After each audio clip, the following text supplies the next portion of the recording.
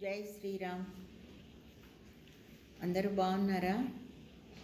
పాంచజన్యం ఋషికేశో దేవదత్తం ధనంజయ పౌండ్రం దద్మౌ మహాశంకౌ భీమకర్మ వృకోదర. ఈ మూడు కౌరవులకి పాండవుల జరిగిన కురుక్షేత్ర యుద్ధంలో కృష్ణుడు, అర్జునుడు, భీముడు ధరించిన ఆయుధాల శంఖాల పేర్లు మీతో ఒక్కొక్క శ్లోకం మనవి చేసుకుంటా అని చెప్పాను కదా. అది తర్వాత ఈరోజు సబ్జెక్టు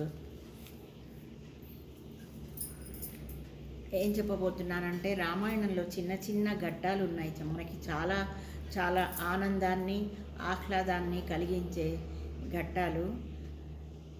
అది అందరికీ తెలుసు అనుకోండి, మళ్ళీ మననం చేసుకుందామని అంతే. ఎప్పటికప్పుడు మనం ఒక టానిక్ లాగా మనకి పనిచేస్తాయని నా ఉద్దేశం. ఏంటంటే, లంక మీదికి రాముడు, లక్ష్మణుడు, ఆంజనేయ స్వామి వానరసేనలతో యుద్ధానికి బయలుదేరారు కదా. సేతువు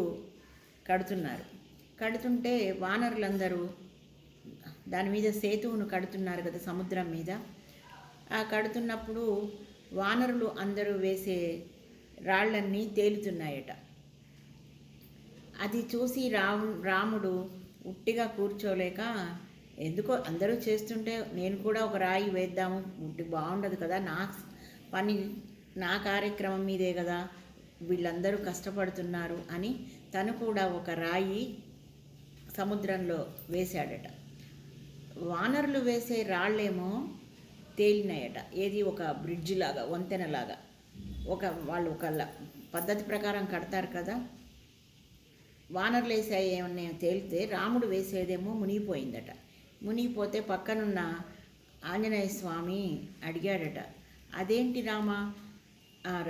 రాముడు అడిగాడట, అదేంటి నేను వేసేదేమో మునిగిపోయింది, మీ అందరూ వేసేది తేలుతున్నాయి ఏంటి అని అన్నారట. అంటే ఆంజనేయ స్వామి అన్నారట, రామా, మమ్మల్ని ఈ భవసాగర్ నుండి తేల్చేవాడివి నువ్వు కదా, అందుకని మేము వేసిన రాళ్ళు తేలుతున్నాయి.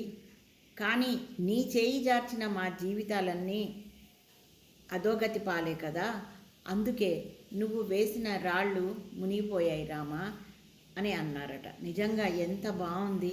పరమాత్మ చేతి నుంచి విడిచిన జీవితాలన్నీ అంతే కదా అని అనిపించింది నాకెందుకో. అందుకే ప్రతి క్షణం రామనామాన్ని పట్టుకోండి, మీరు మీ భవసాగరాల నుండి తేలికగా ఆ రామయ్య ఒడ్డుకు చేరుస్తాడు అని నాకు అనిపించింది. నిజంగా అసలు ఇది చెప్తుంటే మా అక్క ఒకరు ఉన్నారు, తను గతించారు. ఆమెకు రాముల వారంటే ఎంత ఇష్టం అంటే అంత ఇష్టం. ఈ ఘట్టాన్ని తను బాగా బాగా చెప్పించుకునేది. నిజమే కదే, అసలు ఆ రాముడిని మనం ఎంత దగ్గరికి చేర్చుకుంటే ఆయన మనని అంత భవసాగరాల నుండి దాటిస్తాడు కదా అని గుర్తొచ్చింది. అది కూడా మీతో షేర్ చేసుకుంటున్నాను. నచ్చితే షేర్ చేయండి అమ్మా, లైక్ చేయండి.